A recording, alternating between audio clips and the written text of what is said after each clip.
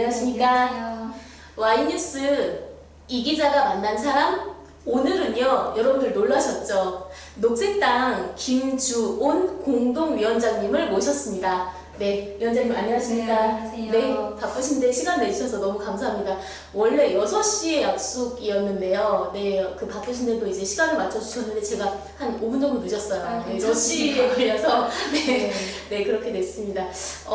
일단은 녹색당이 세계적인 정당이죠, 위원장님? 네. 네, 그런데 이제 우리나라에서는 녹색당을 이제 조금 이렇게 표현해도 될지 모르겠지만 소수 정당으로 여기셔서 잘 모르시는 분들이 좀 계실 것 같아요. 네. 그래서 녹색당이랑 그다음에 녹색당의 주요 활동, 많은 활동 하시는 걸로 알고 있거든요. 소개 부탁드립니다. 네, 녹색당은 기자님께서 말씀하셨듯이 사실 전 세계 90여 개 나라에 있는 글로벌한 정당입니다. 그러니까 녹색당은 공통으로 가지고 있는 좀 가치들이 있어요. 풀뿌리 민주주의, 비폭력 평화, 생태적 지속 가능성, 다양성 옹호 이런 가치들을 공유하고 있는 이제 정치 공동체인데요. 한국의 녹색당 같은 경우는 2012년에 창당을 했습니다.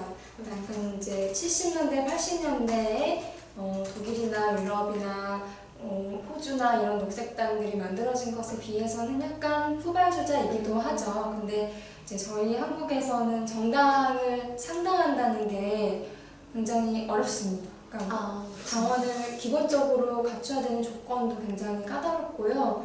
전국에서 5,000명을 일단 모아야 돼요. 5,000명? 네. 근데 그것도 광역 시도를 5개 최소, 5개 각 1,000명씩 이렇게 이제 조건들이 있어요. 근데 그걸 다 갖춰서 녹색당을 전혀 들어본 적 없는 사람들에게 설명하고 이제 이런 걸 하려고 한다라고 해서 동의를 얻어내서 5,000명의 당원들을 모으고 이렇게 창당을 한 게 2012년이에요. 2012년이요? 네, 2011년에 이제 일본의 후쿠시마 핵 사고가 있었죠. 그래서 가까이 있는 이제 한국에도 핵발전소가 굉장히 많이 있어요. 지금 제일 먼저 생긴 고리 1호기가 폐쇄돼서 그렇죠. 그걸 제외하고 24기가 있는데요. 그렇게 많습니까? 네, 몰려 있어요. 이것도 세계적으로 좀 한국 같은 곳이 없어요.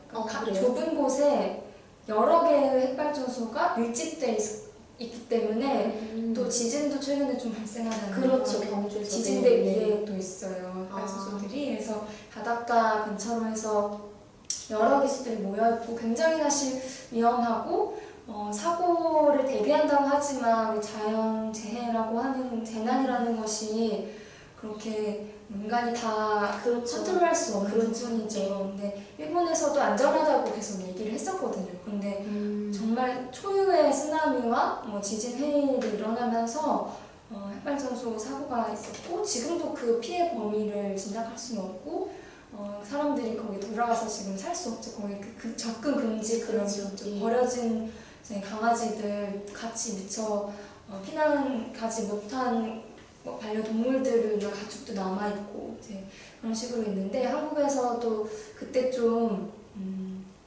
다른 정치가 필요하다.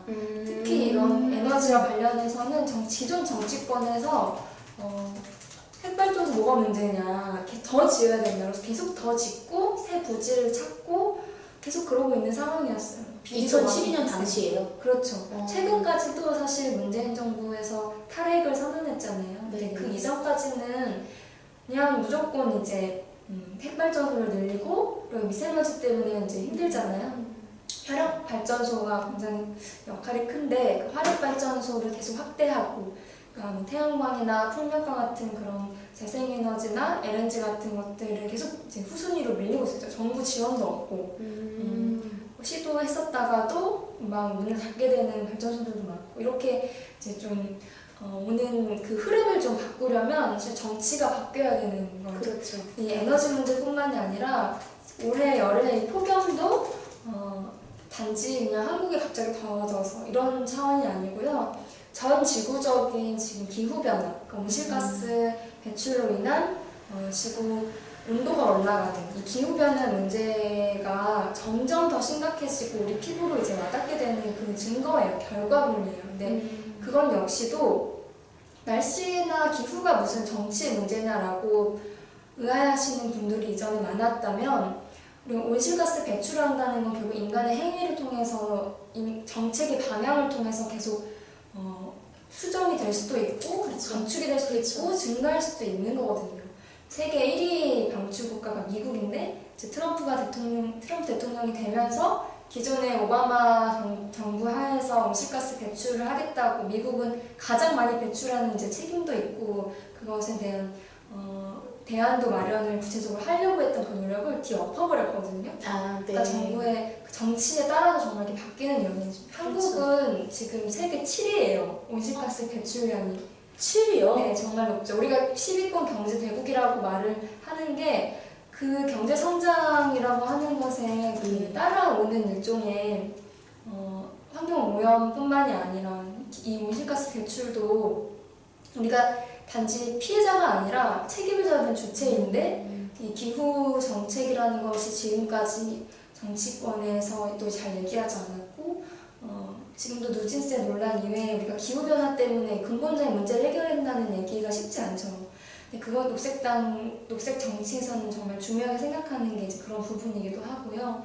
그리고 성평등, 소수자의 인권, 동물권 같이 소수자의 생명과 인권에 대한 이야기도 굉장히 중요하게 생각을 합니다. 그리고 농업이나 정치 개혁, 선거제도 개혁과 같은 정치를 누가 할 수 있는지 그리고 어떻게 공정한 룰을 만드는지 이런 것들을 다양한 범위에서 녹색당이 좀 활동을 하고 있고요. 저희가 정말 외 정당이고 보조금을 받지도 못하고 소수의 인원이 이 여러 가지 다루고 싶은 의제는 많고 그래서 힘에 부치고 혹은 목소리가 충분히 전달되지 못하기도 하는데요. 열심히 하고 있습니다.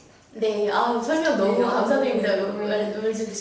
아니, 저도 놀랐습니다. 여러분, 대한민국이 온실가스 배출 7위면은 이거는 뭐 어마어마한 그렇죠. 정말 어마어마한 그런 수치고 이제 위원장님께서 말씀해 주셨다시피 이제 원전 관련해서 이제 원전 폐쇄의 목소리가 우리나라에서도 많이 높아지고 있잖아요. 근데 원전이 왜 나쁜지 폐해가 뭔지 간단하게 한 말씀만 부탁드릴게요.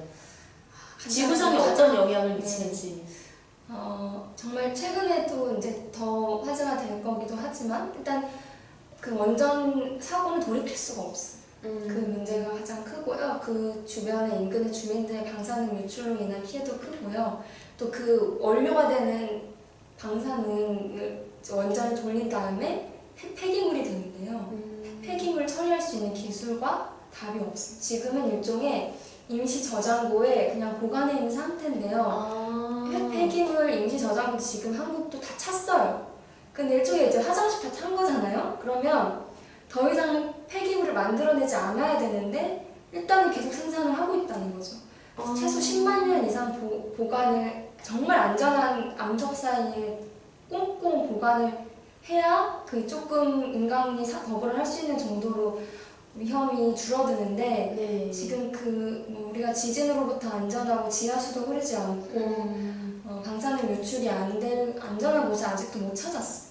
그러니까 어디 그냥 앞마당에 해놓고 그럴 수 있는 수준이 아니거든요. 근데 이 폐기물 문제에 대해서 답이 없는 상황이거든요. 그래서 하루빨리 사실은 더 이상의 폐기물을 발생시키지 않을 수 있는 방법은 원전을 중단하는 것이죠. 가동을 순차적으로 멈춘다는 거지. 그러면 이제 대체 에너지나 이런 거를 좀 대안 연료로 사용하는 방법을 고려를 해봐야 되겠네요. 강구를 해야 되겠네요. 당연히 그렇죠. 정부가 적극적으로 나서서 관련한 산업도 더 육성하고 일자리도 그러면 더 재생에너지 관련 일자리도 늘어나기도 하고요. 한국뿐만이 아니라 지금 전 세계적으로 재생에너지와 관련한 산업은 굉장한 규모로 지금 크고 있어요. 그렇죠. 네. 지통의 문제죠. 네. 자, 여러분, 녹색당입니다. 녹색당 김주온 공동위원장님이시고요. 우리 양치컵 받아서 그 다음에 우리 머그컵에 커피 마시고 그렇게 하루에 한 번이라도 노력을 좀 해보도록 할까요? 네. 자, 두 번째 질문을 드리겠습니다. 그 녹색당 공동정책위원장 하승우 위원장님도 계셔요. 네. 그 유일한 대표님이 그러니까 대표님이세요. 이제 정식 명칭은 공동위원장님이신데요. 녹색당 대표님이신데 공동대표님이 계시는 겁니까? 좀 그 조직이나 임기 체제를 좀 설명해 주시면 네. 감사하겠습니다. 네, 녹색당 그 대표라는 말을 쓰지 않아요. 저도 정확한 명칭은 저는 이제 공동 운영위원장이거든요. 네. 녹색당은 지역의 녹색당들이 있어요. 그러니까 서울 녹색당, 제주 녹색당, 네. 경기 녹색당, 경북 녹색당 이렇게 녹색당들이 있는 연합체이고요. 네. 그래서 전국의 그 녹색당의 연합으로 전국 운영위원회도 열립니다. 그러니까 거기서 중요한 것들을 논의하고 결정하고 그 전국 운영위원회 의장이자 실질적으로 당을 대표하는 역할을 하는 게 이제 전국 운영위원장의 역할이에요. 그래서 임기는 2년이고 당원들이 총 투표를 통해서 선출을 합니다. 그리고 이제 공동정책위원장의 경우는 저희 녹색당의 정책과 이런 것들 연구하고 또 선거 때 공약을 만들고 자기 입장을 같이 논의하고 이런 논평도 내고 여러 가지 역할을 하는데요. 공동정책위원장은 이제 정책위원회를 이끌고 계시는 거죠. 그래서 저희 녹색당의 대표단 일종의 대표하는 역할들은 그렇게 공동운영위원장의 역할이고요. 그리고 녹색당의 좀 조직에서 좀 특별한 점이 있어요. 그건 뭐냐면 저희 당의 전국운영위원회 말고 당의 대의원 대회라고 해서 가장 큰 대의기구가 있어요. 대의기구요? 네. 보통은 다른 정당들 같은 경우는 당원들이 이제 출마를 해서 자기 지역에 이제 대의원을 당선이 됩니다.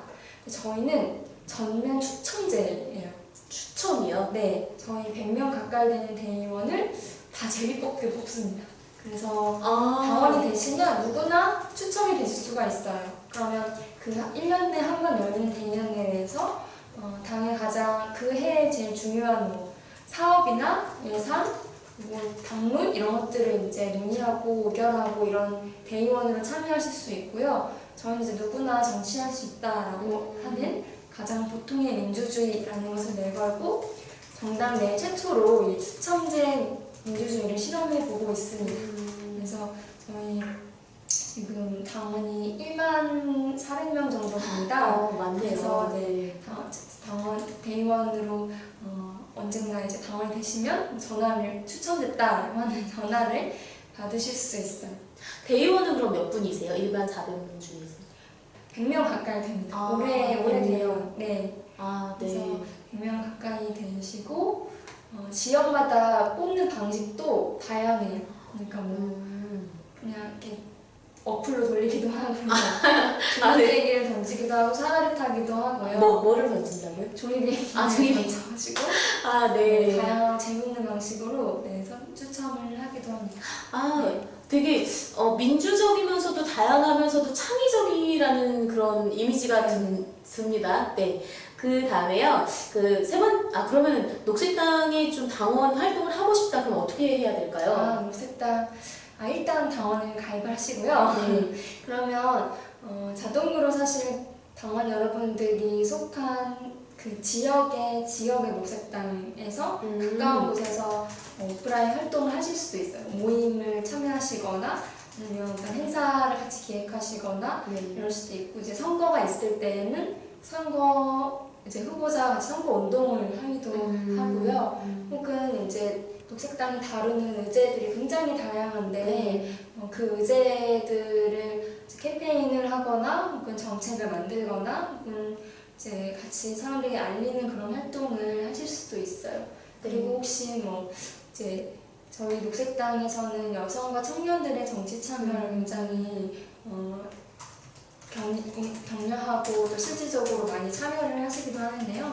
청년 녹색당이라든지 이제 이런 지역과 상관없이 해당하는 당의 내에 있는 조직에 같이 참여하실 수도 있어요.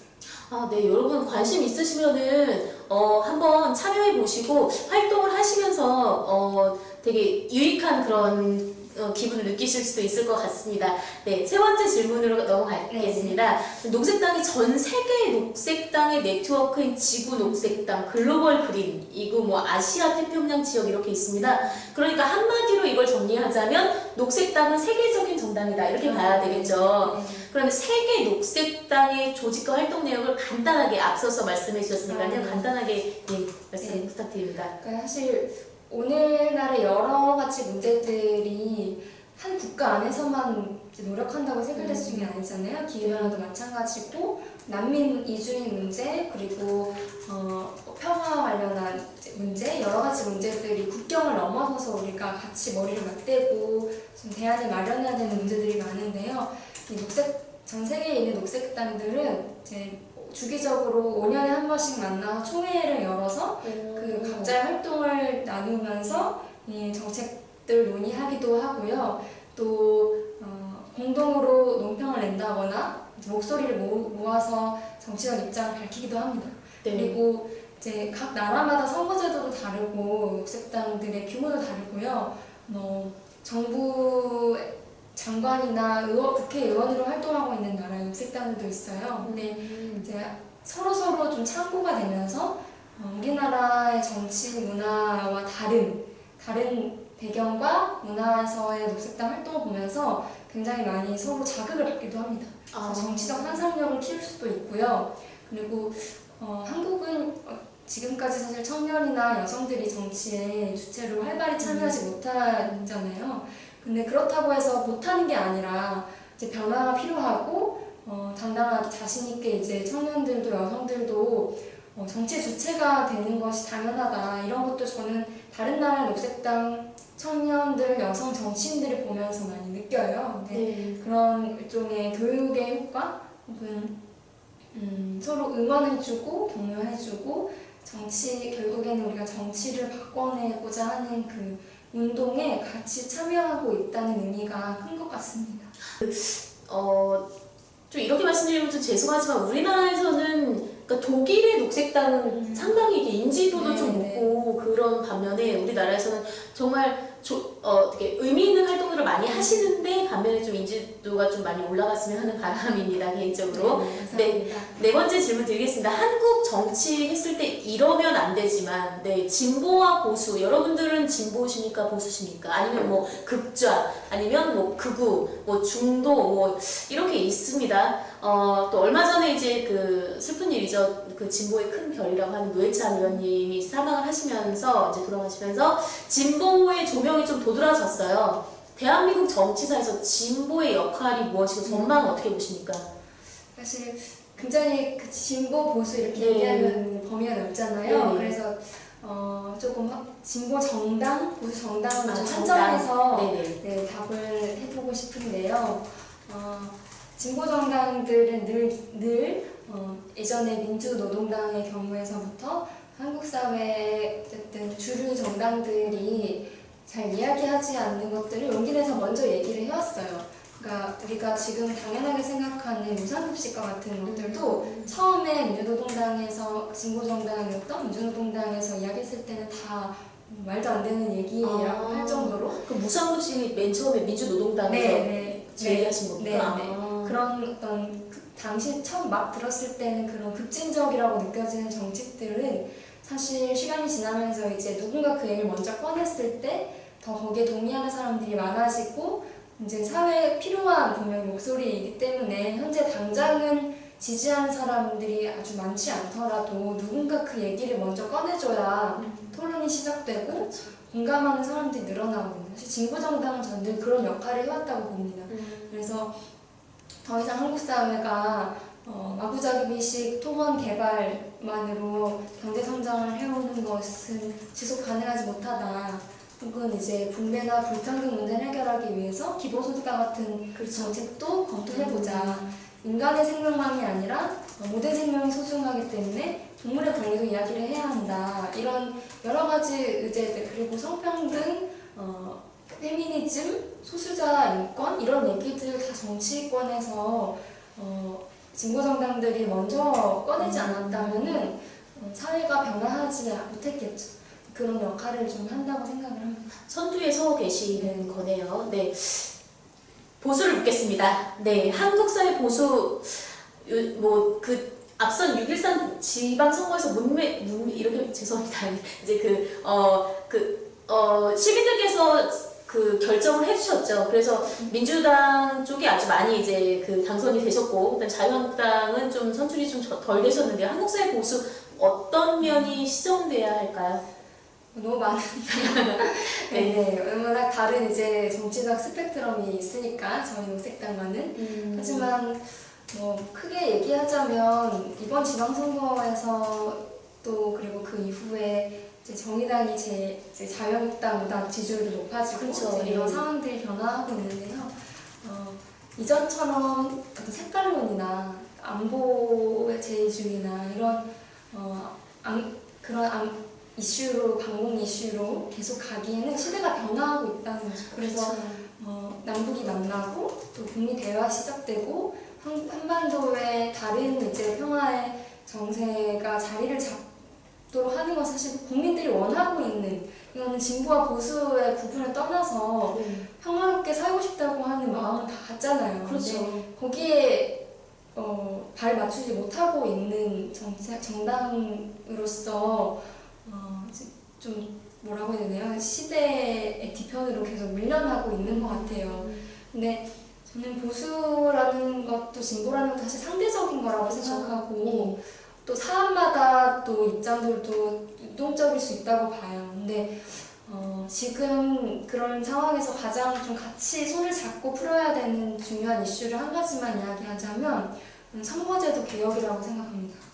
선거제도 개혁은 이제 정치인을 어떻게 뽑느냐라는 거잖아요. 그렇죠. 모두가 1인 1표를 행사한다고 하지만 실제로 선거제도가 그 일종의 경기에서 룰이라고 한다면 그 룰이 공정하지 못하면 똑같이 나는 1인 1표를 행사했다라고 하더라도 제대로 그 민의가 반영되지 못하고 왜곡이 일어나거든요. 근데 지금 한국 사회가 가지고 있는 선거제도는 오랫동안 좀 표가 또 동등하게 반영이 되지 못하는 그런 선거제도를 가지고 있어요. 그러니까 지역에서 1등이 당선되는 소선거구제가 대부분인데요. 비례대표제가 아주 조금 있지만 대부분이 이제 1등이 당선되는 선거제도를 유지하고 있는데요. 그렇게 됐을 때는 무수한 사표가 발생하죠. 그리고 계속해서 그 지역에서의 좀 이권을 가지고 있거나 장악하고 있거나 혈연, 지연, 학연, 총동원해서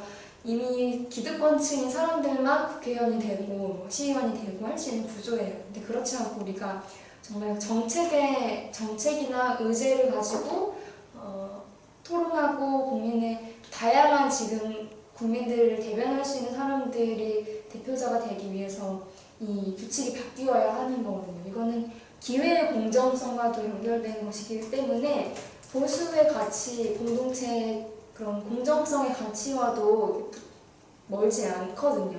그래서 지금 이 시점에서는 문재인 대통령도 동의한다고 한 연동형 비례대표제로의 선거제도 개혁에 여야 할 것 없이 다 좀 힘을 쏟고 국민들에게 이 필요성에 대해서 알리고 또 국회 내에서 선거법 개혁을 속히 진행을 하는 것이 저는 진보도 보수도 모두가 더 나은 정치를 만들어가기 위한 길이라고 생각을 합니다.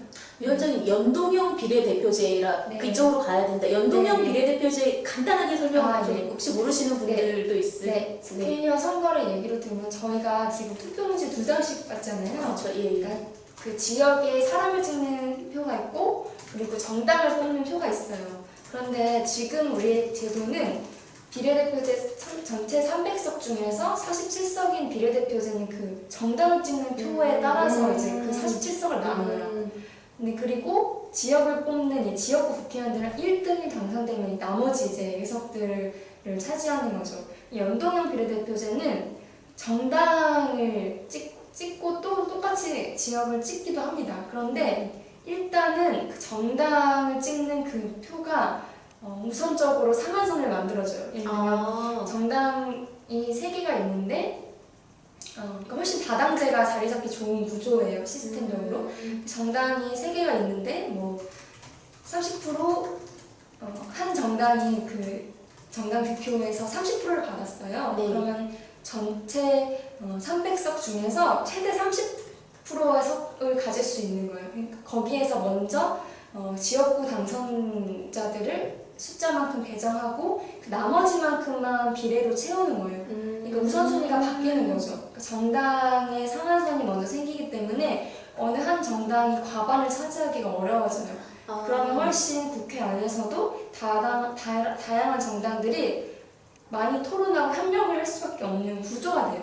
그러니까 저희가 왜 이렇게 국회의원들 맨날 싸우고 정당들이 서로 합의를 못하냐, 이거는 어느 한 정당이 과반수를 넘어가 버리면 좌지우지 할 수 있는 그 권한이 한쪽에만 쏠리게 되잖아요. 네. 그러면 뭐 그냥 무조건 비토하고 뭐 이런 식으로 국회가 파행으로 치달을 수 있는 조건들이 이렇게 만들어져 있는 것도 되게 있죠. 근데 이 연동의 비례대표제를 했을 때는 정당 투표를 기준으로 해서 일단 사표가 발생할 확률이 굉장히 줄어든다. 전면 비례대표제까지는 아닌 거죠, 사실은. 그 지역구를 뽑기는 하니까요. 그렇죠. 네, 그럼에도 이제 지역구 당선자가 없더라도 정당 투표율이 높으면 국회 의석을 얻을 확률이 높아지고요. 결국에는 이 다양한 목소리들이 국회에 지금 우리 국회에 있는 원내 정당의 숫자보다 훨씬 많은 다양한 정당들이 정말 진입할 수 있는 그 발판이 될 겁니다. 네. 네. 젊은 여성 정치인으로서 정치에 입문하게 된 계기, 또 정치 길을 걸으시면서 힘드신 적은 없으셨는지 궁금합니다. 저는 이제 20살이 넘어서 저도 이제 정당에 가입을 하고 싶었어요. 그러니까 이제 시민이라면 저는 1인 1정당 해야 된다고 생각합니다. 1인 1정당, 네. 신조어 될 것 같은데요. 자신에게 가장 잘 맞는 정당을 찾아야겠죠. 근데 당시에 2012년 녹색당이 창당을 했었는데요. 그때 녹색당 우연히 알게 되고 녹색당이 내세우는 가치들이 그리고 녹색당이 가지고 있는 문화가 좋아 보였어요. 그래서 일단 당원으로 당비 3,000원씩, 저희 최저 당비가 월 3,000원. 월 3,000원, 5,000원보다 더, 네. 대학생으로서 최저 당비를 이제 거의 후원하는 수준으로 약간 발을 담그고 있다가 저의 경우에는 제가 기본소득이라고 하는 그 정책을 가지고 좀 활동을 했었어요. 활동가로서. 근데 녹색당에서 2016년 총선에 기본소득을 주요 정책으로 좀 내세우게 됐거든요. 제가 그때 이제 비례대표로 녹색당 비례대표로 국회의원 선거에 출마를 하게 됩니다. 그게 일종의 본격적인 정치 입문이라고 볼 수도 있을 것 같아요. 그 전에는 내가 정치인이다 라는 생각을 많이 해보지는 못했는데 지금은 사실 누구나 정치인이다 이렇게 생각하지만 조금 더 좁은 의미에서 선거에 나감으로써 어쨌든 좀 결정적으로 그렇게 생각을 하게 됐고요. 뭐 힘든 일이야 여러 가지 많이 있지만 이제 시대가 변화하고 또 점점 더 여성들이 청년들이 정치에 많이 참여하게 되면서 나아지는 지점이라고 생각을 해요. 근데 한 가지만 말씀드리자면 일종의 저는 정치 혐오가 제일 어려웠어요. 그러니까 이건 꼭 제가 여성으로서 청년으로서 정치를 한다는 것에서 받는 편견도 있지만 사람들이 정치에 대해서 가지고 있는 편견들이 같이 곱해졌을 때 좀 더 어렵더라고요. 그러니까 정치는 다 똑같아. 뭐 정치 다 필요 없어. 이제 뭐 더럽다. 뭐 이렇게 하는 보통의 이미 이제 기대를 해도 계속 실망하게 되니까 그런 상황으로 계속 갈 수밖에 없는데요. 그래도 우리가 정치를 포기하면 삶이 바뀌지 않고 사회가 바뀌지 않잖아요. 그래서 그만큼 새로운 주체들이 많이 정치에 참여를 해야 한다고 생각을 합니다. 그래서 뭐 좀 힘들 수는 있지만 돌파하면서 도전해보면서 거기에서 어려움이나 뭐 혹은 작은 성취의 경험 이런 걸 나눌 수 있는 그 장이 되게 중요하고 그게 저는 정당이라고 생각해요. 혼자 내가 뭐 소속으로 뭐 출마하고 할 수도 있죠. 근데 그게 아니고 팀이거든요. 정당은 그 팀 안에서 같이 의지하고 또 나랑 비슷한 고민을 하고 어려움을 겪는 주변의 동료 정치인들이랑 같이 성장을 해간다고 하는 게 큰 힘이 되기 때문에 힘들더라도 계속 할 수 있는 것 같아요. 와, 20대, 지금 20대 후반이신데 2016년이면 20대 중반 정도의 국회의원 선거에 출마를 하셨던 정말 좋은, 이제 앞으로 되시겠지만 좋은 경험을 하셨네요. 저희 녹색당에는 이제 20대 초반 한국엔 출마를 할 수가 없게 됐어요. 만 29세부터 그렇죠. 예. 그런데요. 그래서 출마를 하고 싶어도 나이 때문에 못하는 분들이 훨씬 많아요. 아, 그래요?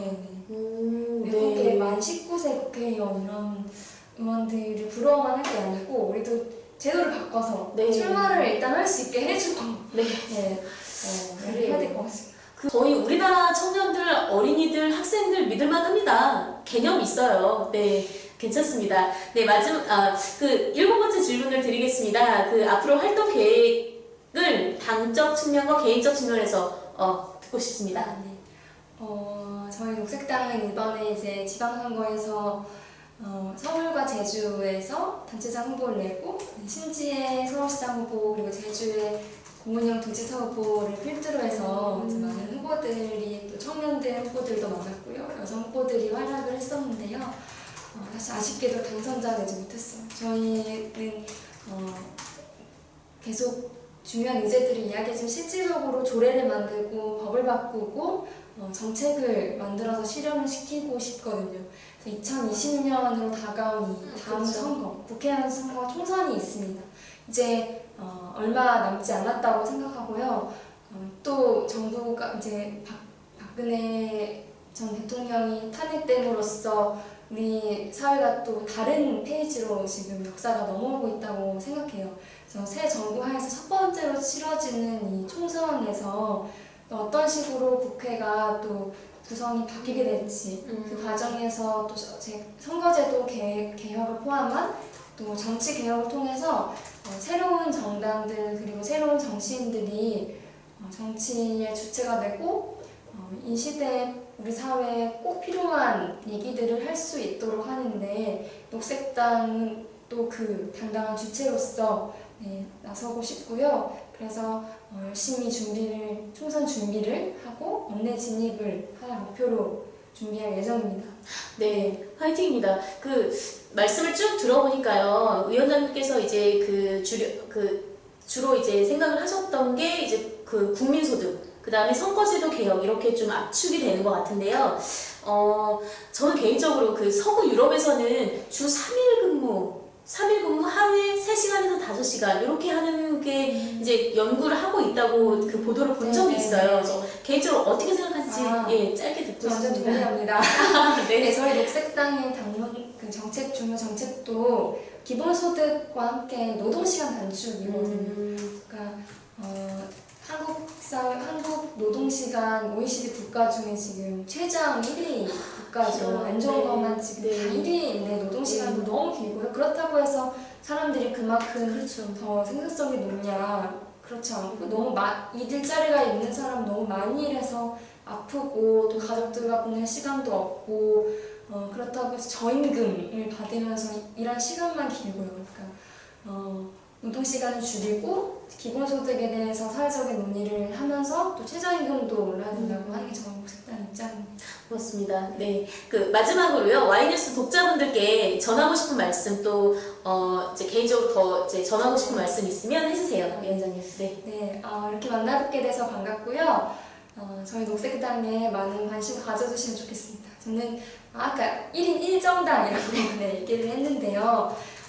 더 많이 참여할수록 정치에 관심을 가질수록 우리 삶이 바뀐다고 생각합니다. 네, 그 고민의 여정 속에서 녹색당도 꼭 기억해 주시기를 또 기억하고 계시는 주위에 많이 보일 겁니다. 네, 관심 부탁드리겠습니다. 감사합니다. 네. 위원장님, 긴 시간 말씀 너무나 감사했고요. 네, 그 다음에 또 국회 진입하시면 인터뷰 또 해주시는 겁니다. 네. 네.